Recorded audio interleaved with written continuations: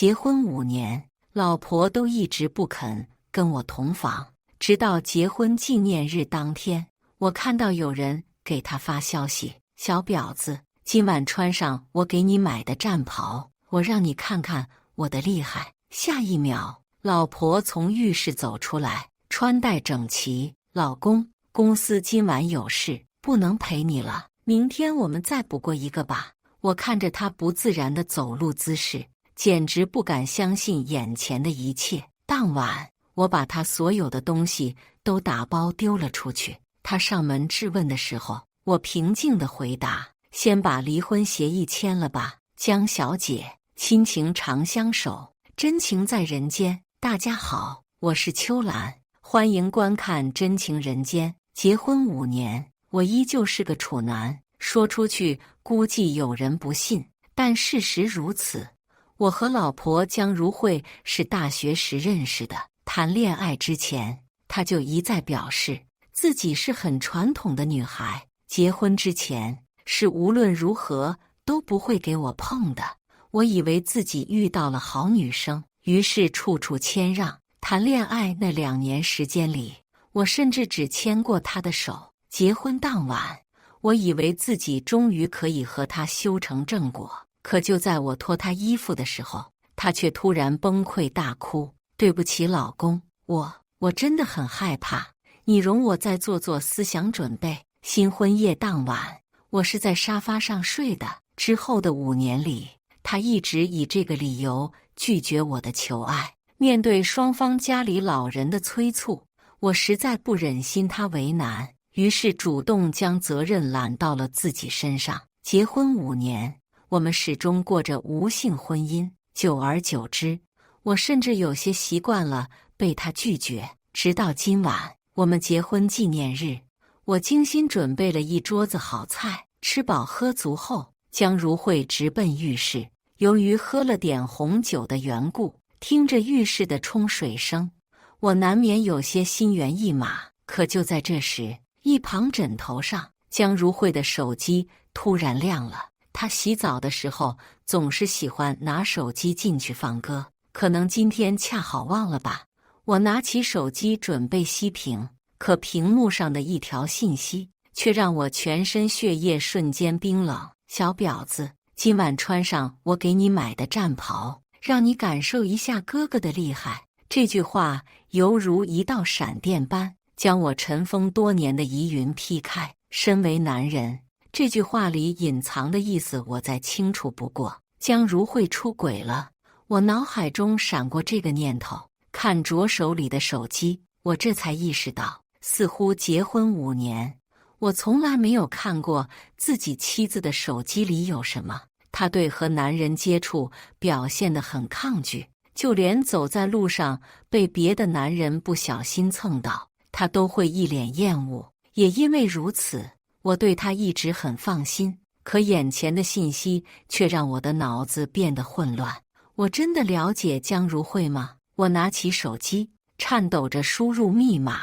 江如慧所有的密码都是她的生日。手机解锁后，我盯着通知栏的那条信息，却迟迟不敢点开。我在害怕自己一旦点开，多年的感情就会瞬间被击得粉碎。可我如果不点开，日后该怎么办？假装无事发生，再三纠结下，我还是咬牙点开了信息。首先映入眼帘的就是一套极度暴露的情趣内衣照片。我无法想象平时在我面前矜持高贵的江如慧穿上这件内衣会是什么样子。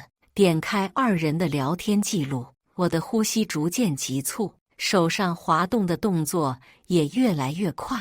我从来不知道，在我面前传统到连拥抱接吻都百般不愿的江如慧，背地里也会像个小女孩一般撒娇。聊天记录定格在其中一个画面，那是一张照片，照片里妻子穿着我从未见过的性感内衣，做着撩人的表情。我的瞳孔放大，一股难以言喻的愤怒充斥全身。我继续往上翻看，那些触目惊心的内容让我一阵眩晕。宝贝，今晚过来吗？小骚货，我兄弟今晚也过来，要不要试试3人行？讨厌，人家只要你一个人，嘿嘿，给你买了远程控制的玩具，必须带着，羞涩 emoji， 甚至还有和男人上床的照片。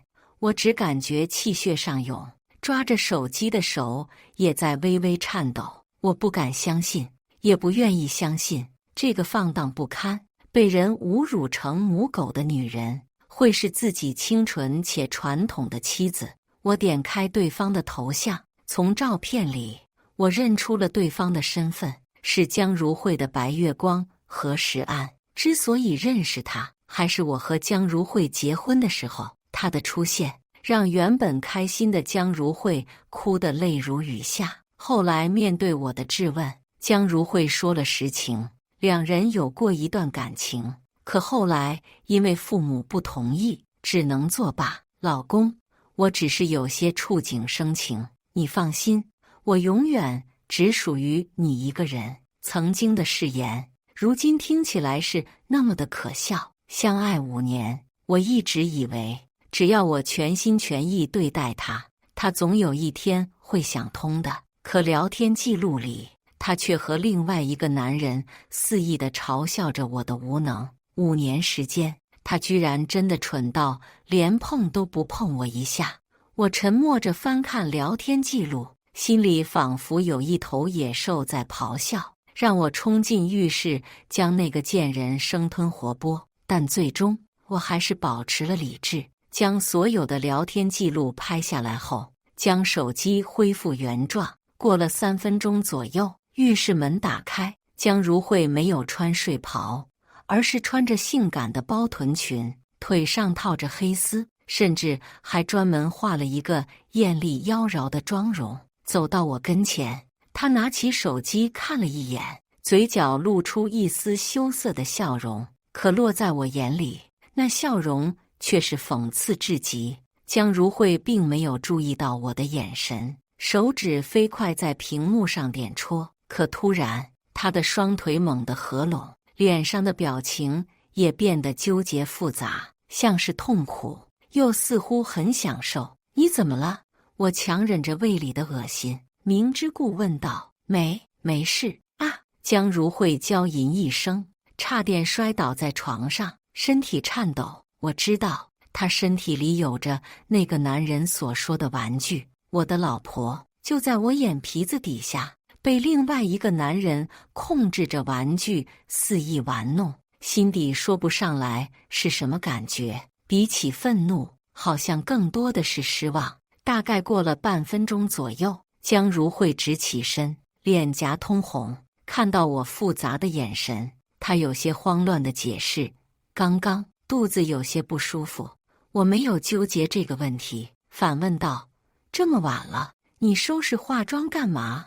我直勾勾地盯着他，企图从他脸上看到哪怕一丝愧疚的表情，但我注定失望。他逃避着我的视线，抿了抿嘴，似乎下定决心般。那个，我公司临时通知加班，今晚就不陪你过了，改天给你补一个。说完，他都不给我回答的机会，夹着腿，以一种怪异的姿势离开了。看着他离去的背影，我悬着的心彻底粉碎。7年的感情里，我自始至终都是个笑话。他不是不愿意被男人碰，而是不愿意被除开何时安以外的男人碰。回想起过往种种，我才发现，原来他的出轨都是有迹可循。比如结婚才3天，他突然说想出去找工作，又那么刚好的被何时安所在的公司录取。那晚，他说为了庆祝，晚上打算在闺蜜家住，可实际上却是为了报答何时安给的工作，当然是用自己的身体报答。又比如第2年结婚纪念日，说好出去旅游，可他却临时变卦，说公司安排出差，但所谓的出差，就是被何时安摁在酒店的大床上整整7天，一次又一次。我一直以为他是为了我们的未来在努力工作，可结果却是他每一次的加班、出差都是在和自己的白月光私会。他丝毫不顾及我会发现，或者说他不在乎。我在客厅哭坐了一晚，一时间我竟不知该如何形容自己的心情。没有之前刚发现妻子出轨时的纠结和难过，心中反而一片平静。仔细回想起来，其实有很多值得怀疑的蛛丝马迹，但一直都被我忽略。我记得刚结婚的时候，江如慧始终和我分房睡，她说怕我把持不住乱来，说她需要单人空间。可半年后的一个夜晚，我半夜上厕所的时候，分明听到她房间里有着细微的喘息声，像是女人的呻吟。我敲门，老半天，房门才打开。柳如慧脸颊泛红，有些不耐烦地问我什么事。我说自己听到了声音。她丢下句听错了后，反手将房门锁死。现在想想，我真的好蠢。那晚，她分明是在和自己的白月光打视频，在我面前连牵手都会不愿意的人，居然会在另一个男人面前毫无保留地展示自己的身体。如果不是我无意中发现手机里的信息，我恐怕永远都蒙在鼓里。我和江如慧是大学时就认识的，那时候我俩同在音乐社团，彼此之间的交流并不算多。直到有一次参加活动，我的搭档临时请假，无奈只能让江如慧和我组成临时搭档。可意外的，我们二人的默契度很高，也就是在比赛之后，我们二人之间的合作次数越来越多。我承认我是对他有好感的，但我没想到他居然会主动开口，问我要不要跟他在一起。在众人的起哄声以及他温柔似水的目光中，我没有拒绝，我俩就那么在一起了。我们的关系逐渐升温。婚后，我拼尽一切想要给他最好的生活。我以为我可以用我的真心去换他的真心，以为只要时间够久，他一定能感受到我的爱。我以为是我终究能感动的了他，却没想到现实狠狠给了我一耳光。结婚5年了，江如慧在外面陪别的男人睡了5年，何世安甚至连孩子都打算让我替他养。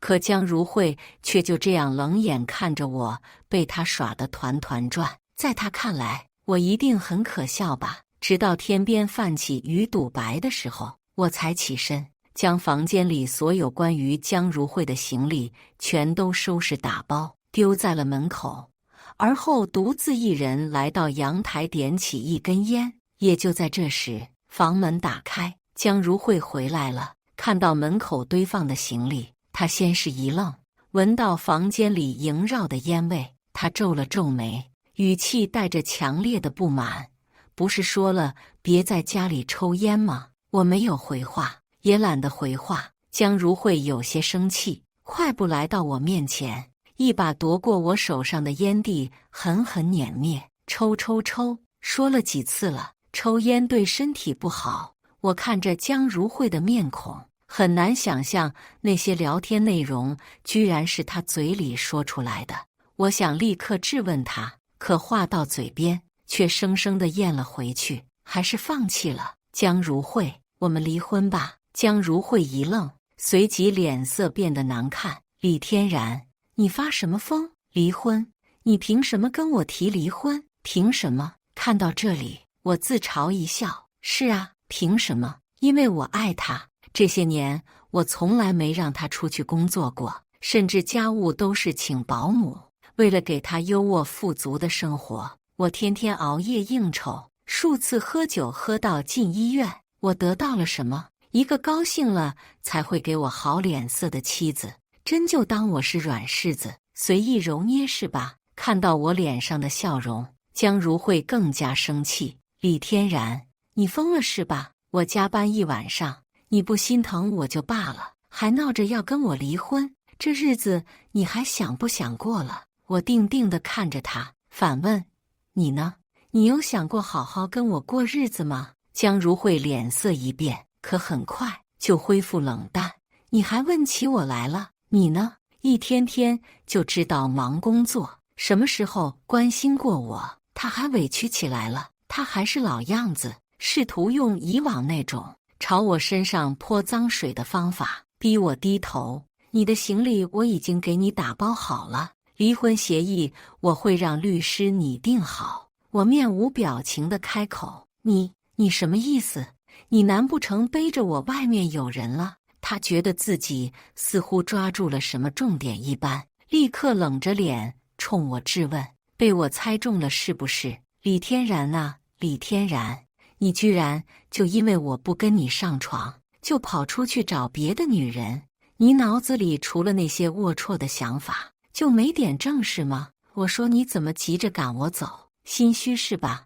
我看着他因激动而发红的面容，摇了摇头。到了现在，他居然还试图将过错归咎到我身上，简直无可救药。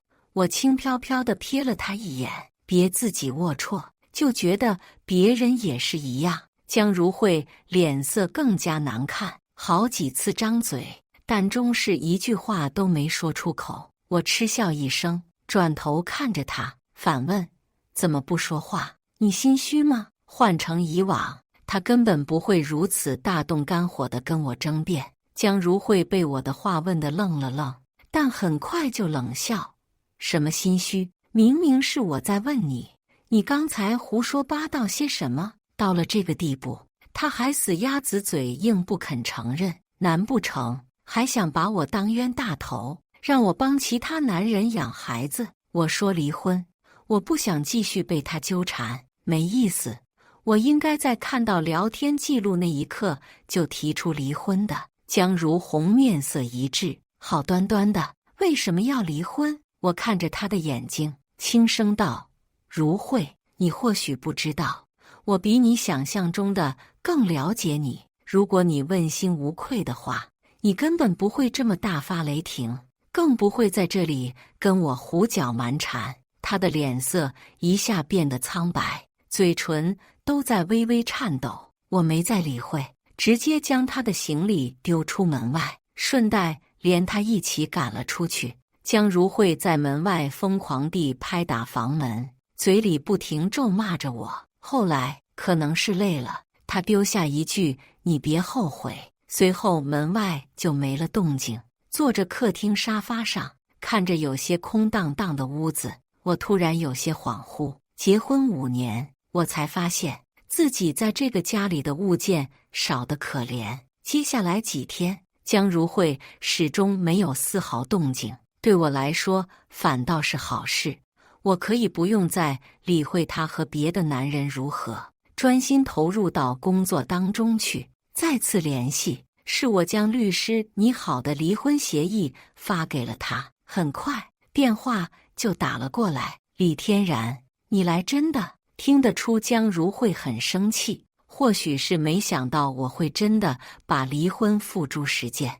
你觉得我有心情跟你开玩笑？我告诉你，离了婚，你可没有后悔药可吃。江如慧的语气很笃定，似乎我一定会因为离婚而后悔。饶是我心里已经决定和他一拍两散，但听到他这样的语气，心中还是泛起一丝难过。他这样的笃定，何尝不是知道我爱他？可是明明他对我的爱心知肚明，却依旧选择这样践踏我的感情。我深呼吸一口，苦笑道：江如慧，我给何时安让位，难道不好吗？江如红愣住了许久，才慌乱地说了句神经病，立刻挂断了电话。听着电话那头的忙音，我摇头苦笑，自言自语：看吧，你心虚了。本以为那份离婚协议他会很快签署，可没想到江如慧那边却一直没有消息。周末爸妈破天荒叫我回家吃饭，我想了想，没有拒绝。毕竟和江如慧离婚这事儿也确实要和二老通个气，正好也让笑笑混混脸熟。可谁知我一踏进家门，就看到江如慧的父母正坐在客厅，和我爸妈相谈甚欢。江如慧则少见的和家里的保姆一起在厨房忙碌。见我进门，她脸上一喜，主动张开怀抱迎了过来。老公，你回来啦！换作以往，我可能会感到惊喜，会毫不犹豫和他拥抱。但这次，我站在原地一动不动。江如慧有些尴尬，她今天穿了条粉白色的连衣裙，是我刚结婚的时候给她买的。当初买回来的时候，她嫌丑，一次都没穿，可今天却特意换上了。什么心思，一眼就能看穿。其实她知道做什么可以让我开心，可过去5年，她却一件让我开心的事情都没做过。直到现在，我提出离婚，她才穿上这件裙子，暗示自己服软。可她到底是高傲的，连一句道歉的话都不肯说，还是试图以这种方式让我给她个台阶下。但她不知道，自己的这种行为只让我觉得无奈，甚至还有一点烦躁。我在想，在江如慧的眼里，我真的那么傻，那么没有自尊心吗？她稍微一服软，我就得像条狗一样摇着尾巴回到她身边。而她的这一声，打断了屋里所有人的谈话。4位长辈齐刷刷转过头来看我，光看这架势，我还有什么不明白的？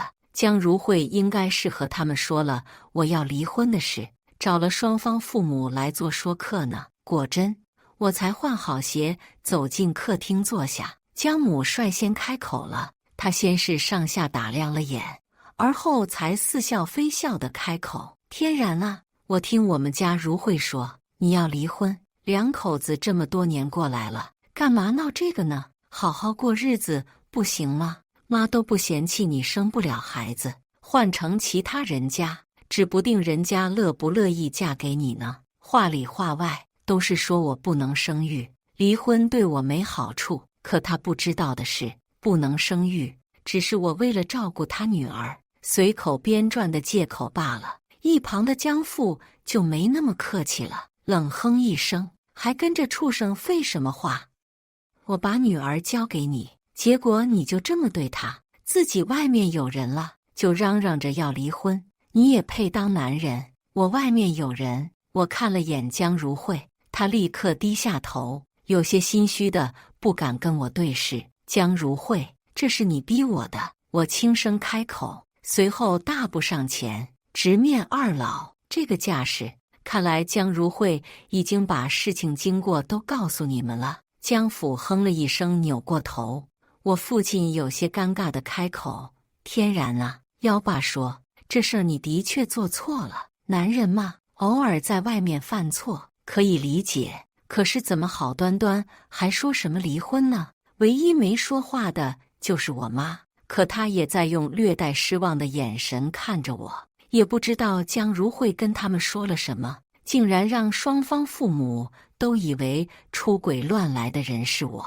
我叹了口气，看来今天这顿饭是吃不成了。原本我还想和江如慧好聚好散的，可现在我突然不想给她留所谓的脸面了。过去我对她太好了，以至于她自信到有勇气把双方父母都叫过来，真不怕我揭她老底吗？江如慧，别傻站着了，既然你那么不理解，那就正好听听我为什么要离婚。戏台既然搭好，戏子也该就位了。江如慧犹豫了一下，还是咬牙走了过来。等人到齐，我微微一笑，然后掏出早就打印好的聊天记录以及那些不堪入目的照片，缓缓地放在众人眼前。江如慧出轨了，这理由还不够吗？说再多都不如事实摆在眼前有说服力。在看到照片上自己的身体后，江如慧当即愣住了，紧接着脸上瞬间失去了所有血色。她猛地抬起头，不可置信地看着我，嘴唇颤抖：“你什么时候？”双方家长也变了脸色。第一个拿起照片的是我妈，她有些疑惑，可看到照片里江如慧身下的赫然是别的男人，直接捂着胸口瘫坐在沙发上。江家父母见状，甚至不敢拿起来看。所以我认为没什么好谈的了。5年，我仁至义尽。我轻声开口，没有愤怒，没有失望，平静的像是在阐述一件和自己毫不相干的事。江如慧还要说什么，我抬手打断。离婚协议我发给你了，趁早签了，别闹得太难看。为了你好。江如慧几乎站不稳，可下一秒，她就扯着嗓子喊：“这是假的，是伪造，是污蔑！”她拉住我的手，一脸偏执：“你就是因为我不跟你上床，对不对？这样过2天就是我排卵期，到时候我就把自己给你，我是你妻子，你不能拿这些伪造的东西来污蔑我。”污蔑！我摇头冷笑。事已至此，他居然还死不认账。或许他认为我没有掌握什么确切证据。他的声音颤抖，眼神里带着祈求。我很失望，哪怕他大大方方地承认，而不是继续狡辩的话，我都会高看他一眼。可明明能一刀两断，他却非要用小刀一点点将我凌迟。聊天记录能造假，可事实不会造假吧？我疲惫地揉了揉眉心。别骗自己了，江如慧，这不是你说过的吗？想让我给别的男人养孩子？江如慧瞪大眼睛，眼里满是震惊和不可置信，但她很快歇斯底里：“你不许污蔑我，你就是想离婚。”我根本没有逾矩。我虽然有对不起你的地方，但我没有出轨。我失望至极，不想再浪费时间。直接将手机里当初保存的视频拍在他桌上，视频点开，男欢女爱的声音顿时在房间内回荡。江如慧的面色越来越苍白，身体也在不自觉地颤抖。我面无表情地看着他，若不是那次偶然的机会发现了一切，我估计永远会被人当猴耍。往事一桩桩，一件件摆在我们2人面前。他的种种行为，好像是打从心里觉得他和何时安才是真正一对。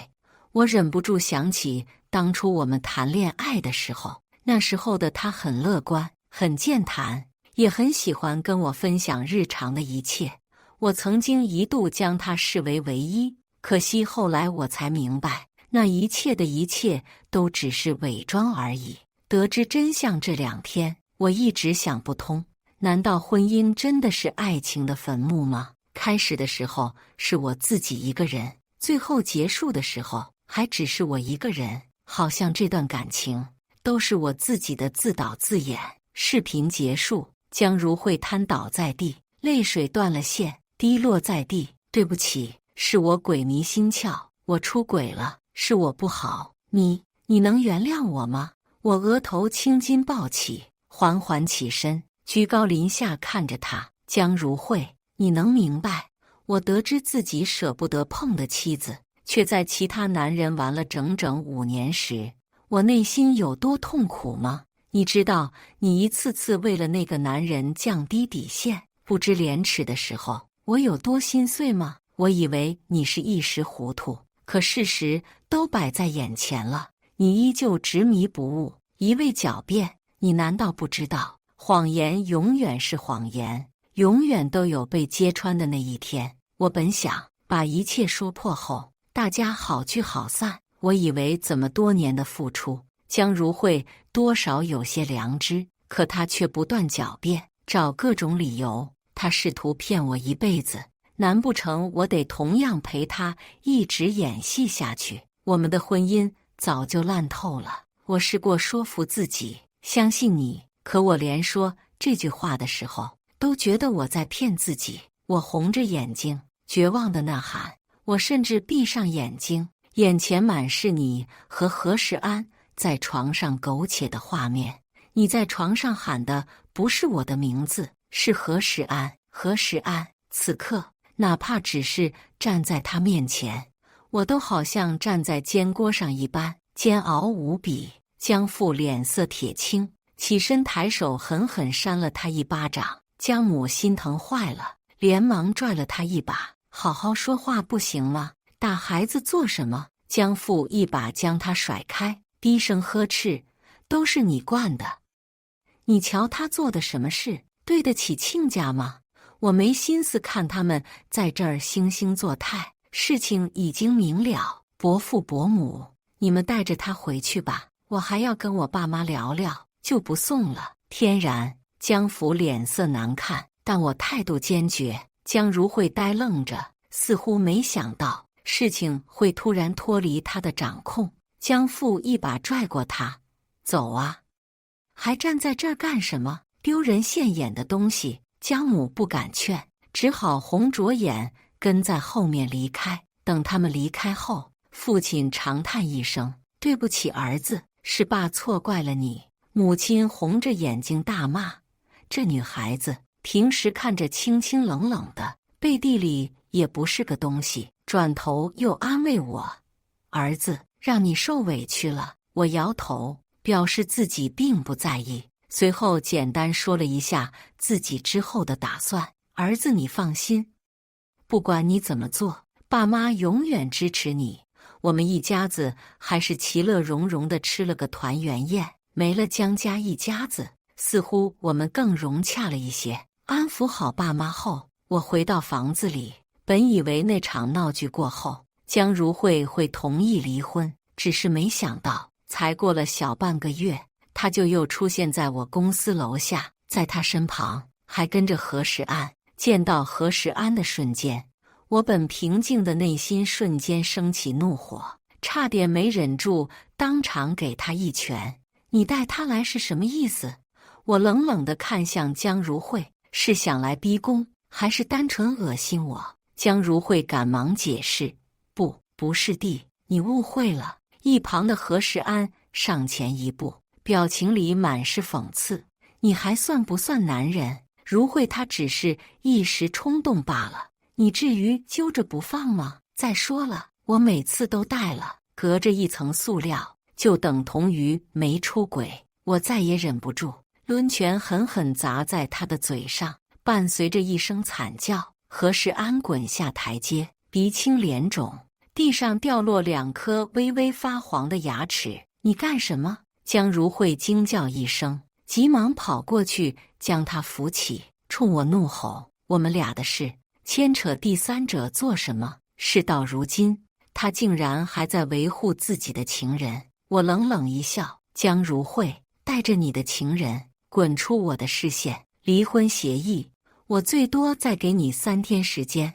，3天后不签字，我们就法院见。”我反手将房门关上，可江如慧却很执着，一直在门口敲门。我不胜其烦，直接给江父打电话：“你女儿带着情人在我家门口骚扰我，麻烦您尽快带回去。”不等他回话，我直接挂断了电话。江父是好面子的人，不到20分钟，我就听到门外传来争执声。江父似乎将何时安打了一顿，然后拖着江如慧离开了。临走前还敲门说想跟我谈谈，我果断拒绝，没什么好谈的，尽快让你女儿签离婚协议吧。本以为能消停一段时间，可是当天夜里，江如慧又来了，蹲在门口，披头散发，身上还带着酒气。听到开门声，她抬起头来看我，脸上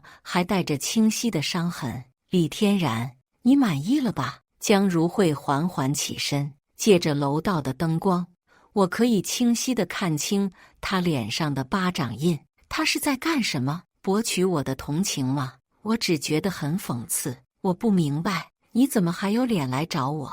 这是这么多年来第一次我对她说这么重的话。江如慧显然接受不了，眼眶立刻变红。我没有理会，打开门就要进屋。江如慧想跟上来，却被我挡在了门外。“抱歉，我已经跟你提离婚了，这个地方你不适合进来。”她咬了咬嘴唇：“你一定要做这么绝？”我看着她，很认真地开口：“那你呢？你说自己传统，没做好准备，结果背地里和别的男人上床，整整5年，被发现了还死不承认，到底谁做得更绝？”江如慧不说话了，就连跟我结婚，也不是出于爱情。但就算你心里有别人，最起码的廉耻心得有吧？我不明白你还来找我干嘛？你和何时安既然那么相爱，我退出，给他让位，你们光明正大在一起，不是皆大欢喜？不是这样。江如慧还想解释，我直接开口回对，不是哪样？难不成那视频里被压在身下的不是你？江如慧脸色煞白，但还是轻轻点头。所以赶紧离婚，别怪我不给你父母面子。说完，我直接关上房门，我不走，除非你愿意听我解释。江如慧在门外哭诉，吵得笑笑睡不着，我也格外烦躁。她这样是干什么？事到如今，装深情还有什么用？很快，业主群里有人开始抱怨，我再次给江父打去电话，把你女儿接走。江父很快赶了过来，拽着头发，粗暴地将哭闹不停的江如慧带走。隔天，何时安居然主动约我见面，我以为他是来挑衅我的，结果他却是来给江如慧做说客的。坐在咖啡厅里，我有些不耐烦，说吧，还有什么事？何时安露出一丝苦笑，我应该跟你道歉。说实话，一开始我再次见到他时，并没有想过和他发生什么的。他开始絮絮叨叨地回忆从前，跟我讲他和江如慧之间的爱情故事。本来可以携手奔赴婚姻殿堂，可父母的顽固让他不得不主动放弃这段感情。江如慧本想继续等他，但是江家父母逼得紧，江如慧只能听从他们的劝说，跟我结婚。她觉得这是一个机会，一个可以永远陪着我的机会。她是个对感情很理想化的女孩，觉得自己先背叛，所以对我有愧疚。我轻轻一笑，这就是你睡了别人老婆，还打算找人三人行的理由。何时安变了脸色，无论他把那段感情说得多么冠冕堂皇，多么纯真美好，可背后的龌龊不是这些能够掩盖的了的。当初看到两人聊天记录的时候，我就仔细捋了下时间线。这两人再次重逢后，第一次出去开房，就是我和江如慧婚后第5天。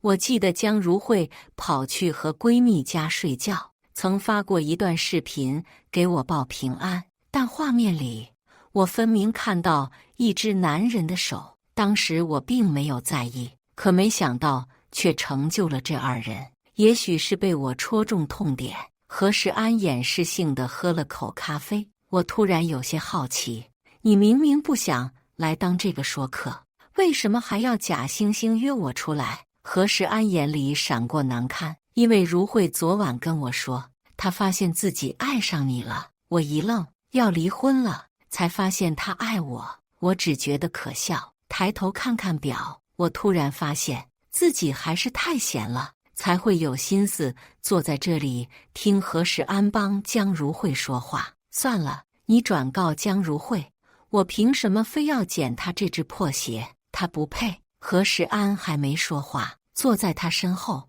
戴着口罩的女人站了起来，正是江如慧。她面色苍白，眼里含泪。天然，你当真这么厌恶我吗？我当时只是喝多了，一时不清醒，才犯了错，你就不能原谅我这一次吗？一旁的何时安脸色难看，如慧，你为什么就不能看看我呢？我们好歹也同床共枕这么多年。我点头，日久生情，你们都那么多日了，该有感情了。江如慧哽咽着摇头，不，我不会爱上其他人，我会补偿你的，我可以给你生孩子。江如慧，我打断她的话，你让我戴了这么多年的绿帽子，想出来的补偿方式就是重新给我生一个，我觉得恶心，甚至有些哭笑不得。请你认清一个现实，江如慧，我不是非你不可的。说完，我转身就走。天然，苏天然，江如慧还想追上来，却被何时安一把拉住。江如慧，放弃吧。你也看见了，真正爱你的人只有我呀！我不想再纠缠下去，直接委托律师起诉离婚。江家父母嫌丢人，强逼着江如慧签署了离婚协议。1个月过去，我终于拿到了离婚证书。江如慧也来了，她整个人看上去瘦了很多，没了从前那副高傲的精气神了。走出民政局大门，她迟疑的小声询问：“天然，能不能一起吃顿饭？”我摇头，算了，以后还是不要见面的好。她咬着唇，蹲在地上放声大哭。我越过她，径直上了自己的车。我不明白，江如慧这是在后悔吗？事到如今，有什么可后悔的呢？我全心全意对她好的时候，她满心想的都是何时安，觉得我和他的这段婚姻是对他心中纯洁爱情的亵渎。当我主动放弃后，他又对我念念不忘，忽略掉了身边一直陪伴他的何时安。他真的懂什么是爱，他爱的不过是自己内心的遗憾罢了。从前是何时安，现在又是我，他永远也学不会珍惜眼前人的道理。后来听说他还是跟何时安结婚了，但婚后两人几乎3天一小吵，5天一大吵，过得并不幸福。而我经过父母介绍，也认识了新的姑娘，我的生活幸福美满。感谢大家的观看，欢迎大家在下方评论区讨论。如果你喜欢这类故事，记得点击订阅《真情人间》，并分享给更多的人，这会对我帮助很大。再次感谢大家的观看。